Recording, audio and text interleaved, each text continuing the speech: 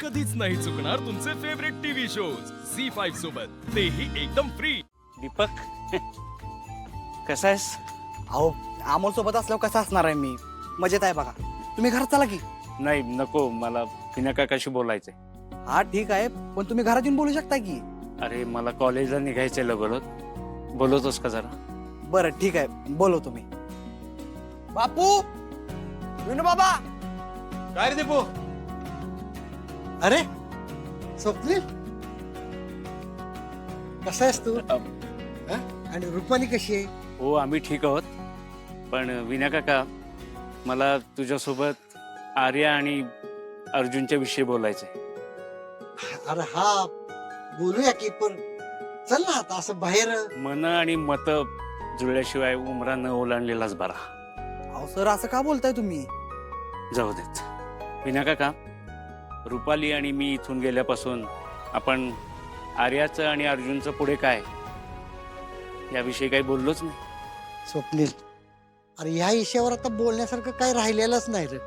म्हणजे आर्यानं त्याचा निर्णय घेतलाय आणि तो आर्याला समजून सांगितलाय देखील. हो विना काका, पण आर्याचं आणि अर्जुनचं लग्न व्हावं असं तुलाही वाटत होतं ना. पण आता असा हा निर्णय बदलणं म्हणजे आर्याची फसवणूक नाही का? स्वप्नील सर, नात्यांच्या गोष्टी नाजूक असतात. तो गडबड करून चालत नाही. आणि बघा, अर्जुननं निर्णय घेतलाय, मग आता विनायकरावांनी त्यांच्या निर्णयावर जबरदस्ती करणं योग्य आहे का? म्हणून आर्याची गरज संपली की तिला लांब करणं हे योग्य आहे का? व गरजेचा प्रश्न नाही स्वप्नील. आता आर्या बरोबर लग्न करावं असं आर्यालाच वाटत नाही, तर मी तरी काय करणार ना.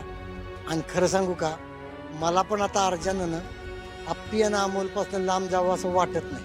स्वप्नील सर, तुम्ही असं बोलायला असं वाटलं नव्हतं मला. अहो ती आर्या इकडे येऊन काय काय करून गेली माहिती आहे ना तुम्हाला? हो दीपक, पण ज्यांनी आर्याला लग्नाची स्वप्न दाखवली, या घरची सून करण्याची स्वप्न दाखवली, तेच बदलत असतील तर आर्यानं दुसरं काय करायला हवं होतं दीपक? अरे स्वप्नील, मला तुझं म्हणणं कळतंय र, पण मला सांग, शाळेमध्ये तू म्हणल तोच विषय विद्यार्थ्याला आवडावा असा जर का हट्ट तू धरला तर विद्यार्थी इच्छेनं शिकल का? हा, अरे त्याला बी त्याची आवड असते ना. तू कितीही उदाहरणं दिलीस ना तरी तुझं हे वागणं मला नाही पटलेलं विना काका. हे बघ, मी चुकलोय हे मला माहित आहे आणि त्यासाठी मी आर्याची माफी देखील मागितली. पण स्वप्नील, अरे अमोलला त्याच्या आई बापापासून लांब नेऊन आपल्याला काय मिळणार आहे? विना काका, मी कुठं म्हणतोय अमोलला अपर्णा आणि अर्जुन पासून दूर करा म्हणून, पण आर्या आणि अर्जुनच्या नात्याचा विचार करून आपण अमोलला न्याय देऊच शकतो की. स्वप्नील सर, बास करा हो. तुम्ही आता रुपाली त्यांची भाषा बोलायला लागलाय. दीपक शांत हो बरं. लहान आहेस ना तू. विनायकराव बोलतायत ना. नाही असू देत बाप. दीपक, अर्जुनच्या खाजगी आयुष्याचा मी आदर करतो, पण म्हणून एका मुलीच्या भावनांशी आपण नाही खेळू शकत. अरे ह्या सगळ्या गोष्टींपेक्षा माणूस कुणाबरोबर सुखी राहू शकतो हे महत्वाचं आहे की नाही. आणि मला असं वाटतं की आपण सगळे आणि अर्जुनचं कुटुंब असंच आनंदी राहू. कुठल्या आनंदाविषयी बोलतोयस तू विनय काका? अरे अपर्णा आधी चुकली होती हे विसरलास या ठिकाणी? काय सांगावं, तिच्या मनात परत काहीतरी येईल आणि त्या अमोलला आपल्यापासून परत दूर घेऊन जाईल.